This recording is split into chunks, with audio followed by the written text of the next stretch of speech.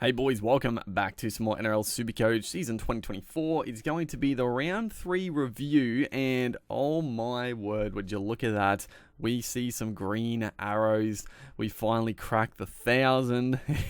It's, honestly, I actually thought I might score a little higher, but yeah, looking at the, I think some players starting to fire, and we had some of the good scores. We definitely didn't have some of the huge scores, barring Cleary, I guess. But yeah, a couple of the big ones we didn't have, and we did have quite a few duds in the 17, unfortunately. But overall, still happy with the team and happy with the progress. I mean, as you can see, we only scored 1,065, and we did jump 32,000 spots. So, like I said, anywhere from 80,000, which I was sitting to, I don't know, 10,000. It's pretty small margins. So it's good to see. It's good to see a little bit of movature. And I mean, the beauty of it is we didn't actually even use a boost last week. And we'll go through the finer details. Also, a late change we ended up making, which actually turned out to be pretty good. So let's go through. Reece Robson, 95 points. My man is just on fire. I can't believe it. I wasn't, honestly, the preseason, early preseason, I was keen on Robson. And then as it was going on, I became less and less keen. I wanted the two cheapy dummy halves, but obviously that was a bit of a crapshoot. And it just came down to, well, Robson, he's at a decent price, and he'll probably score what he's priced at. He's just solid 50 to 60 points, but he's just got some attack. I mean, that was the reason why we were somewhat keen on him early, right? He had basically no attacking stats last year, and he is, he's not a notable attacking dummy half, but he is a decently, attacking dummy half. I know I just contradicted myself, but yeah, he's good out of dummy half. He's got some big forwards to hit the line, so we were hoping the try contributions and tries would come, and as you can see, he's done well for us. Denny Levi, 29 points. I mean, I'll take it. He didn't get any attacking stats, and he pretty much did 30 tackles, got 29 points. It was, and honestly, I feel pretty good about not boosting for Lussick because, I mean, I still don't think Lussick was a bad pickup, don't get me wrong, but with Lussick not getting attacking stats, he scored 35, I think, somewhere around that. So he did make more money, but he also cost quite a bit more. So, I mean, the long-term play is get Levi up to, I mean, we'll talk about it later, but do you even go up to Grant? Maybe not. Maybe just get an Appy Coruscant, honestly. But yeah, that's for later discussions. We'll see what we want to do there. The front row. So Terrell May, a bit underperforming.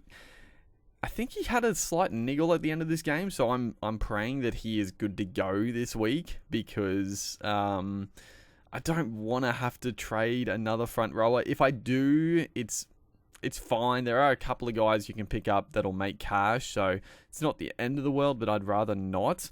How many minutes did he actually play? I mean, he still played 52 minutes. He just, yeah. I guess a high-scoring game. Yeah, obviously the Roosters flogged the Rabbits. It's one of those games. People look at that and say, "Oh, his work rate was down." I mean, yes, they would. The Rabbitohs were standing under their goalpost for half of the game, so it's fair enough. Liam Henry, my boy, 55 points. Oh my God, what an absolute champion!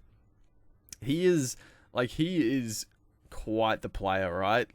He doesn't need he played. He played a few more minutes this week, but his PPM is just out of control. He's on the field, and you see him out there. He's a bit of a specimen. He's built like an absolute truck, but he's just in every tackle. He is chasing from marker. He's making 3-4 tackles a set. He's taking his hit ups.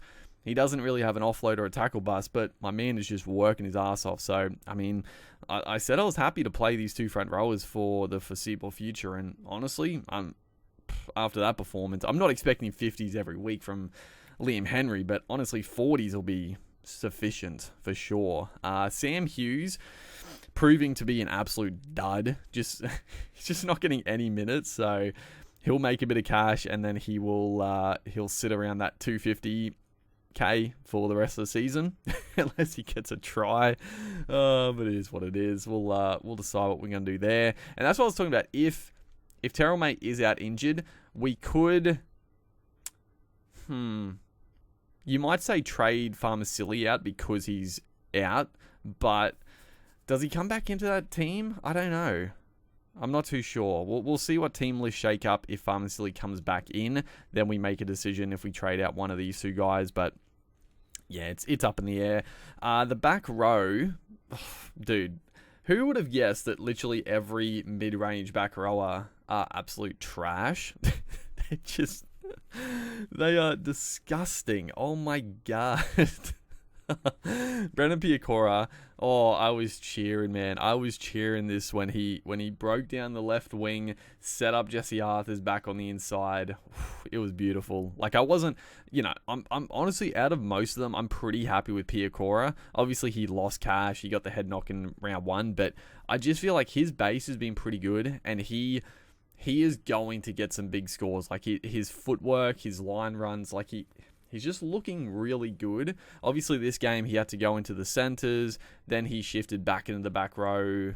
At some point, I think in the second half, they switched it all around. But, yeah, Piakora, we'll take it. We'll take it. Against Panthers, without Haas, Reynolds, Walsh going down, like, I was not expecting a good score, but he jagged those attacking stats at the end, so we will take it. Tupanua, he's gone. 40 points. He did make some cash. He must have updated a bit too, because I thought he was on like 30 odd, and I was like, oh my god. It just, honestly, like, I know people like get rid of him, but you had to give him one more week because his break even was low enough. He did, what did he make? He made 3,000 hard-earned bucks for Tupanua.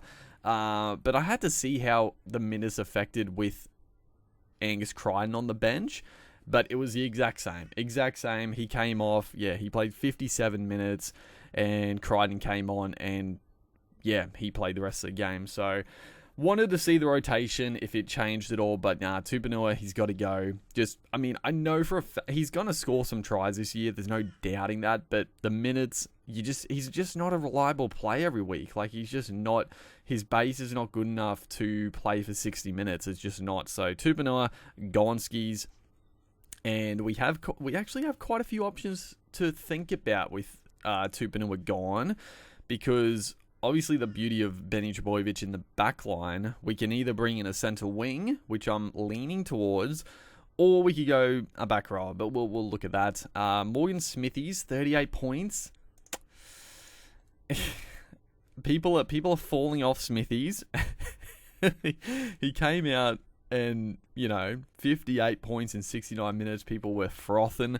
49 points in 80 minutes. It was a bit like, oh, it's not great. And then he only played 67 minutes for 38. So, I mean, Smithies, he was never going to be a season-long keeper, but if he can just get a couple more 50s and just, make 100K or so, that would be lovely.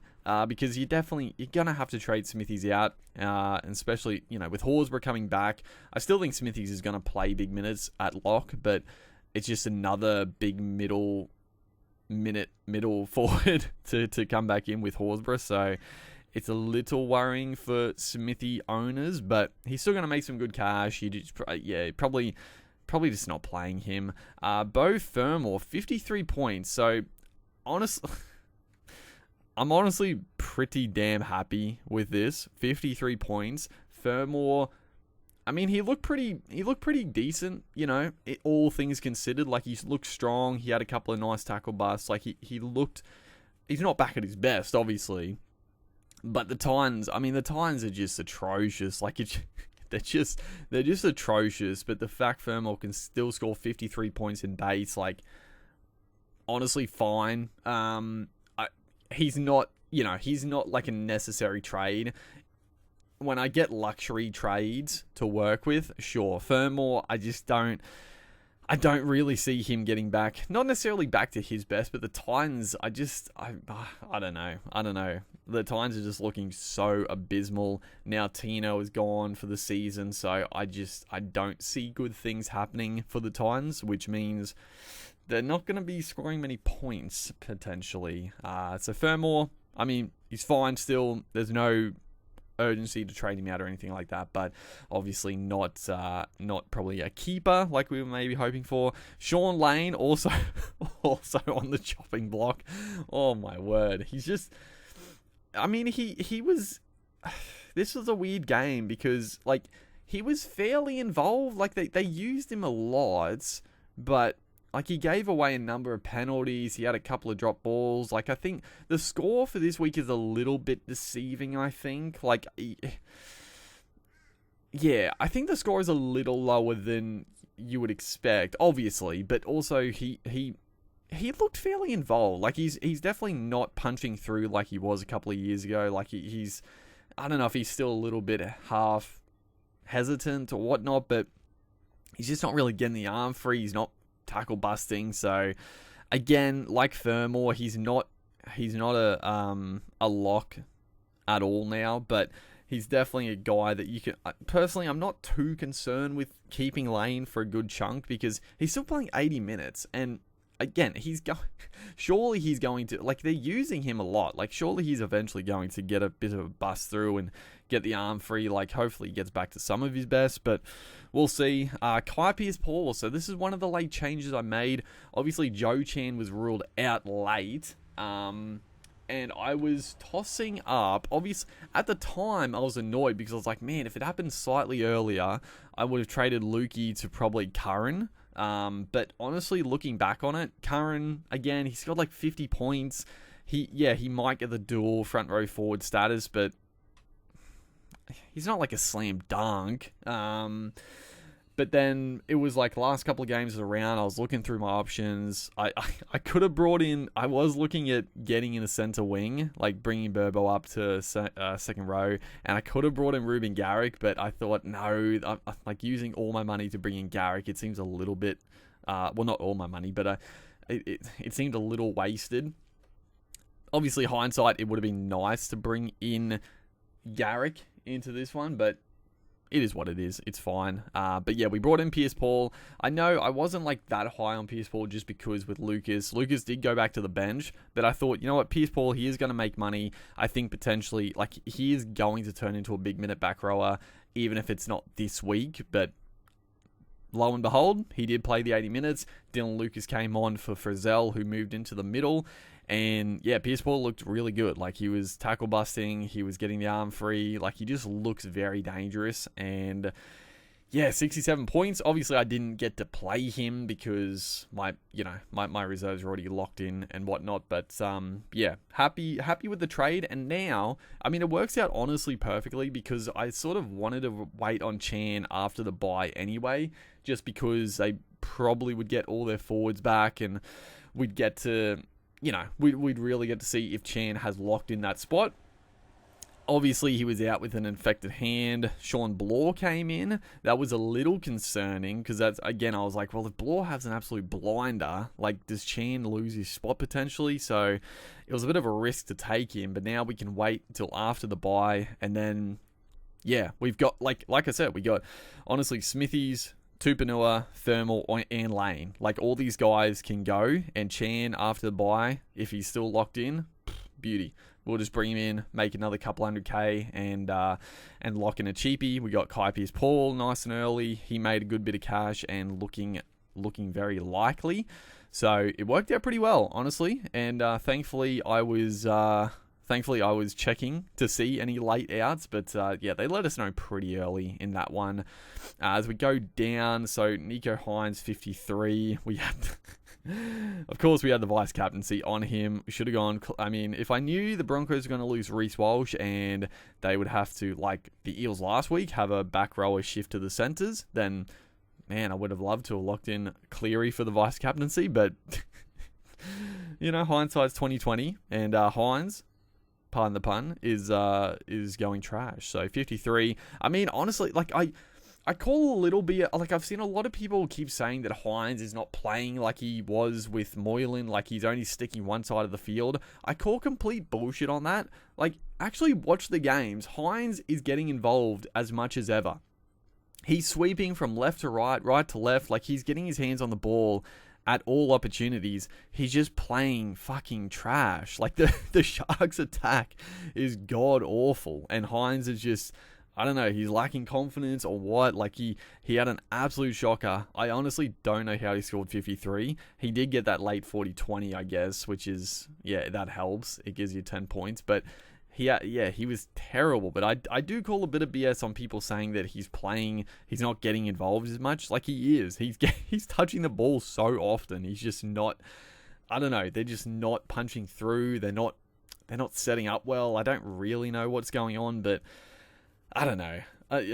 I'm just going to ride Hines. I don't really care. I know people are probably going to be keen to go to Moses potentially, but I guess it's an option. And Moses would have lost cash, but I don't know. We'll see. Nathan Cleary obviously bang back with a 121, which is, I mean, bad to see as a Broncos fan, but obviously good as Supercoach. Luke Brooks, we brought in, obviously, 53. I mean, Luke Brooks is like, he could have been, this game as well, like, he had so many negative stats. I don't know how many off the top of my head, but he had quite a few penalties. He had a few errors. He's always going to have that in his game. Like, he is a guy that has errors in his game. He kicked out on the full once, I think. Like, he had a number of negatives, and he also had that, obviously, the obstruction controversy. Like, that was a line break assist, potentially try contribution. So again, he could have had like a bigger score, but he's just looking good. Like, the line break he did, man, just a scything run. Like, he's looking really involved. I mean, Manly, they're going to concede points. Like, that game was, honestly, it was a very fun game to watch, but they're going to score plenty of points. And the fact that Tommy is fit and firing, Luke Brooks is going to play off the back of that, and I think I'm very happy with the trade. Dylan Brown to him. Dylan Brown got another try assist. He was looking dangerous. Like, he was taking the line on quite a bit. He almost busted through a couple of times, but again, he only scored like 50 odd. So I feel pretty good about the trade. And the fact, Lockie Galvin, 72 points. If Galvin can get another couple of big scores in the coming weeks, like, it could be a very, very easy trade, Galvin up to Brown potentially. But, I mean, even fucking Galvin, I don't know, you could play him in your 17 if they've got an okay matchup. Like, he's got good base. He's looking very, very solid, and he's got a bit of upside about him. So, the halves starting to gel, I guess. The back line is where things just, this is where we really fell apart, unfortunately. Tuivasa-Sheck, 79 points, very good. But then Taylor May, 30, which isn't too big a deal because a lot of people have Taylor May.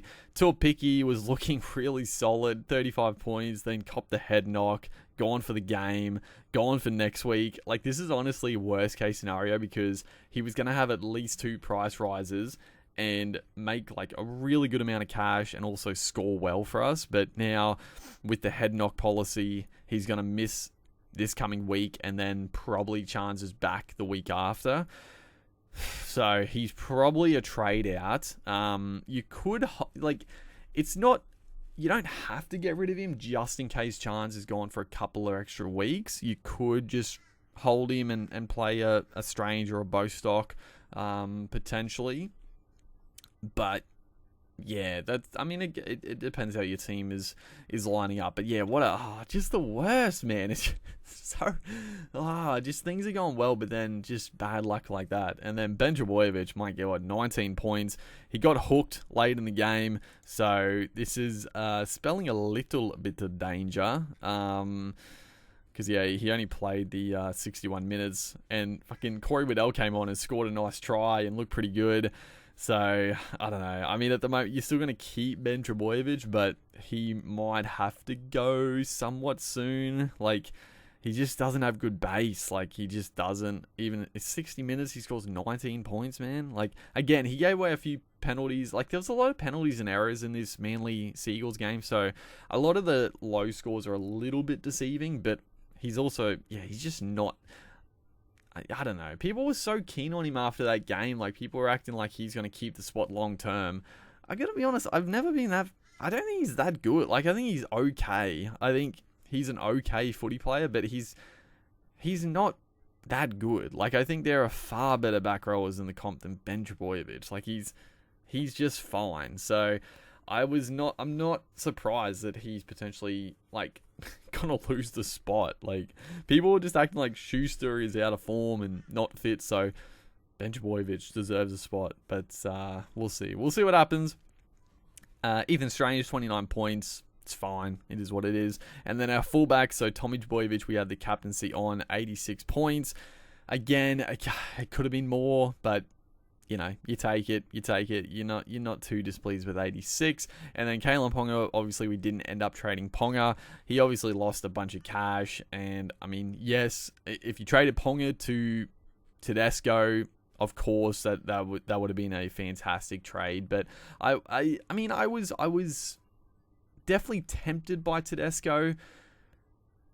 Yeah, I mean, I definitely wouldn't have gone Mitchell. I know people were going Mitchell, which turned out to be an absolute shocker. Not to say, obviously you wouldn't go Mitchell. I mean, Mitchell was going well, but I don't know. I just wasn't keen on Mitchell.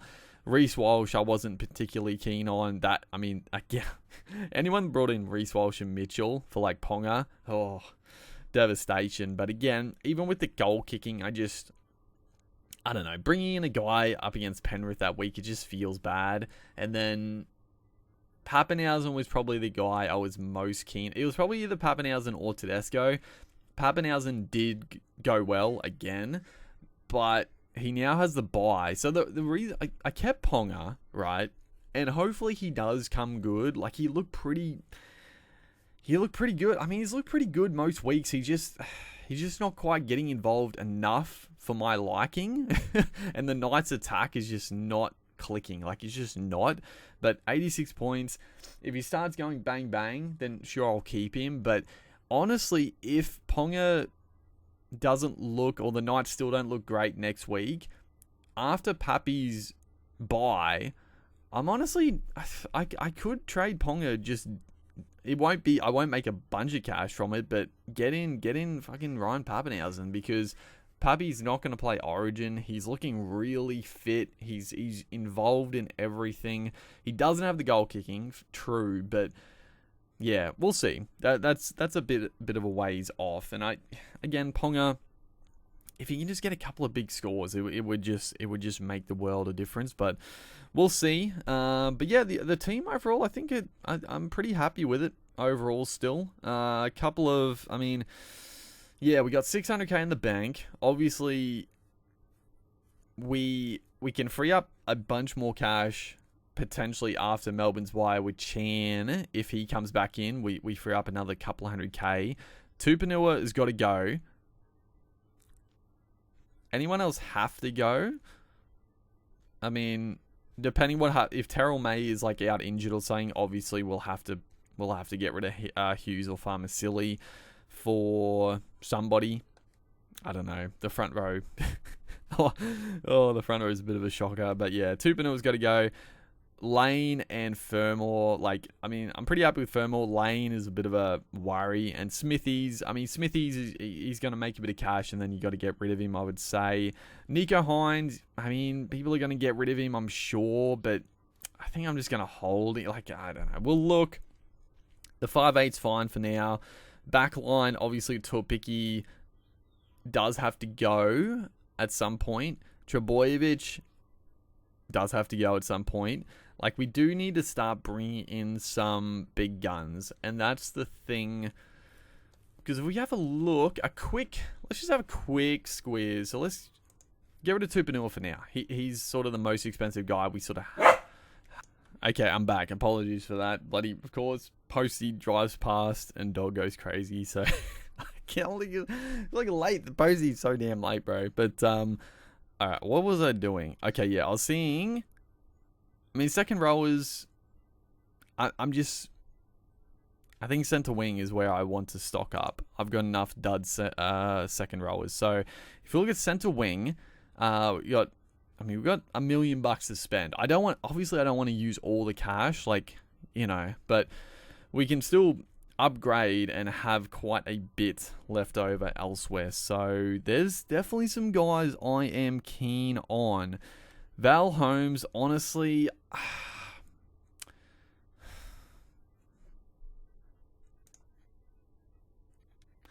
he's looking down. I mean, the Cowboys, they've had an easy start, man. Like, that's the thing.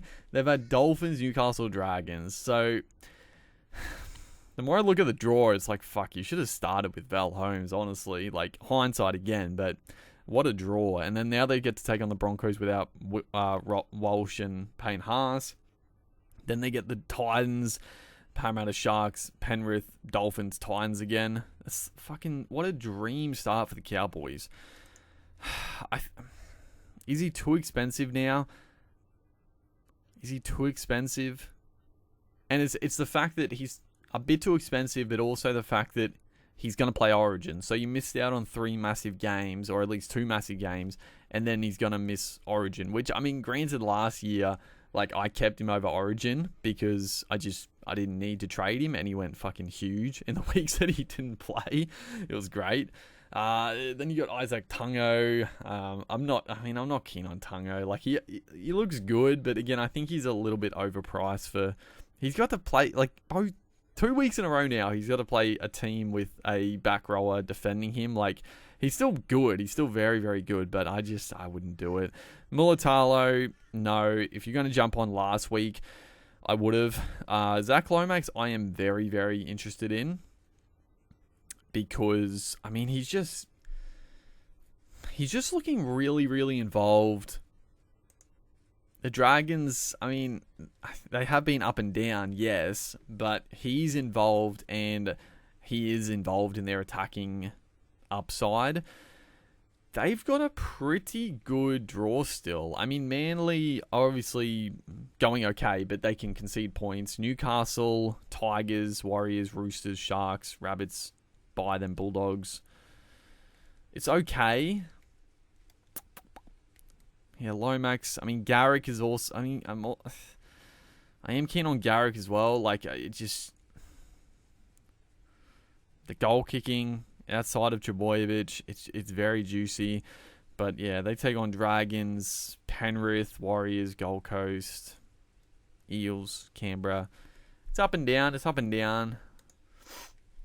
Who else have we got? I mean, Sifa fucking Jordan Rapiner has been going well. Sifa Talakai, I was keen on as well. Like, he's more solid than Mulatalo. He's also quite a bit cheaper. I mean, Jacob Kiraz, bit of a breakout game. Joey Manu has looked pretty good. I mean, do you get fucking Joey Manu? Like, he hasn't really gone up that much, but he's scored really well. He's gone 100.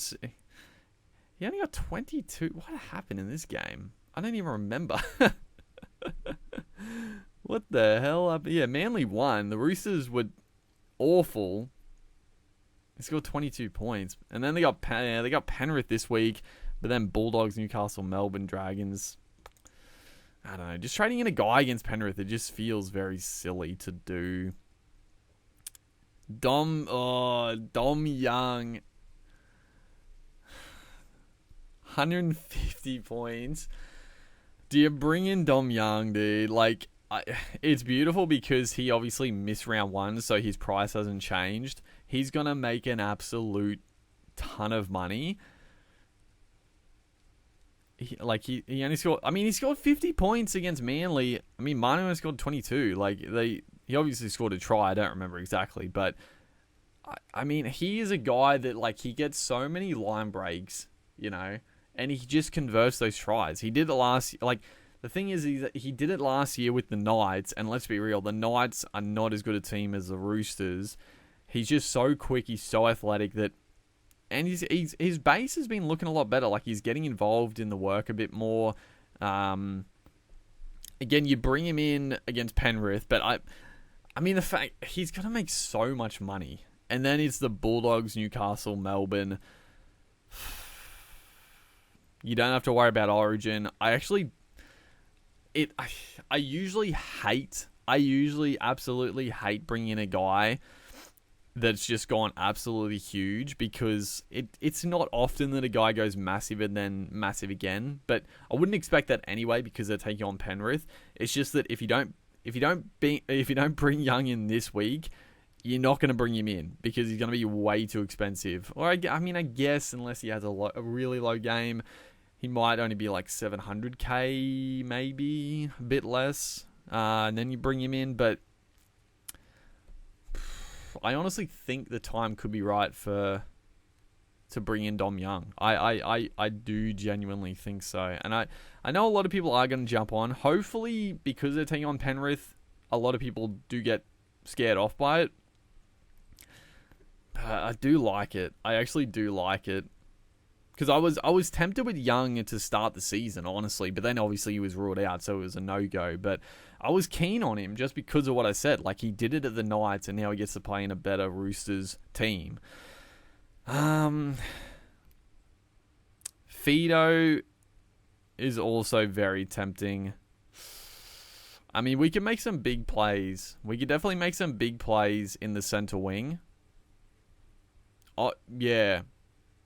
We could, like, just a quick look. I could go Tupanua to Young, and then we could go Tuapiki to Fido. Because Fido is also going to make a bunch of cash. He's coming off a bye, obviously, but then they have Gold Coast this week. Tigers, Bronx. It's pretty good. But yeah, there's a lot to think about it. I'm not going to do anything yet. We wait till team lists, do a team list video, and then we'll talk about trades and whatnot in the preview. But honestly, it's looking pretty good. Like I said, Tupanua, we are going to trade Tupanua to a centre wing. We'll bring Trbojevic up. Yeah, long term. Just quickly, long term thinking. Tupanua down to a gun. Trbojevic up, obviously. Tuapiki probably does get traded. Like, potentially, if there's word that, like, Chance is going to be out for an extra couple of weeks, maybe you hold Tuapiki. I could potentially do that. We'll see. And I could trade Gagai to somebody a bit cheaper, potentially. But yeah, we'll see. We'll see what happens there. And then Ben Trbojevic, or Lane, or Smithies, or Fermor. After the Melbourne bye, if Chan has still got the spot, we'll just trade one of those guys down and make, another couple 100k, hopefully. And then, yeah, everything is looking okay, I think. But, yeah, there's a bit to go. Also, it's great. I still got them a 5 boosts up the sleeve. I didn't use the boost last week. I haven't saved any trades necessarily either, but hopefully that time will happen. But yeah, hopefully you guys enjoyed the video. Hopefully you are going a little bit better as well. Things are starting to move. We're moving in the right direction anyway. But yeah, make sure to like and comment, and I'll see you guys in the next one.